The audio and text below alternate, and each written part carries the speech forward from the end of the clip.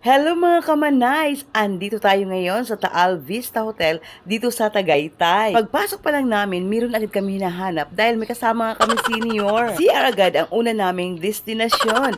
At pagkatapos ay lumabas na nga kami. Para meron yata mali sa aking OOTD ngayon. Dahil nga naman sa malamig ang panahon, bakit ba ako nakapag-dress ng maiksi? Hindi ko alam na ganito pala ang lamig ngayon dito sa Tagaytay mga kamanays.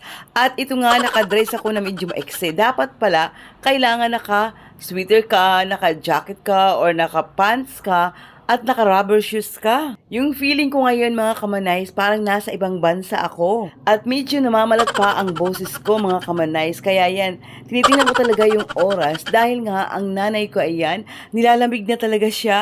Medyo okay pa naman kaya naglalakad pa kami papunta doon sa may dulo. Alam niyo ba mga kamanays na napakagandang venue para sa kasal dito sa Taal Vista Hotel? Pagdating nga namin, meron yata dito ikinasal at dito idinaos ang reception ng kanilang kasal. Mapapasana all ka na lang talaga. Andito na ako nakapwesto, mag-selfie sana ako pero grabe yung hangin, napakalakas kaya pakinggan nyo. Grabe yung hangin, ang lamig.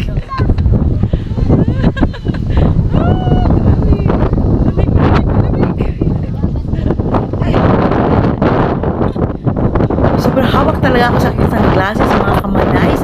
Baka kasi ilipad sa lakas ng hangin. Maduwas na ako sinahagkot. Grabe, pinata ako ba yun? Grabe guys, gihagkot, good man. Kahit anong lamig pa yan, basta't hindi lang bagyo, walang problema kay Manays, basta nasa galaan lang. Alam niyo ba na ang sarap talaga ng feeling ko pag nandito ako sa galaan?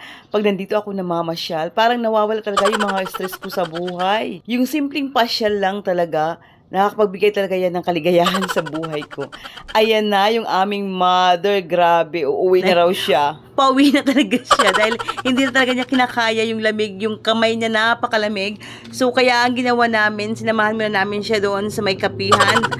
Pinagkapi muna namin siya para naman malamig, mainitan yung kanyang sikmura. At syempre dahil nga bumalik pa rin ako dito sa kahit malamig-lamig na yan, talaga naman hindi ko yan tinatanan dahil nga ang ganda-ganda ng view.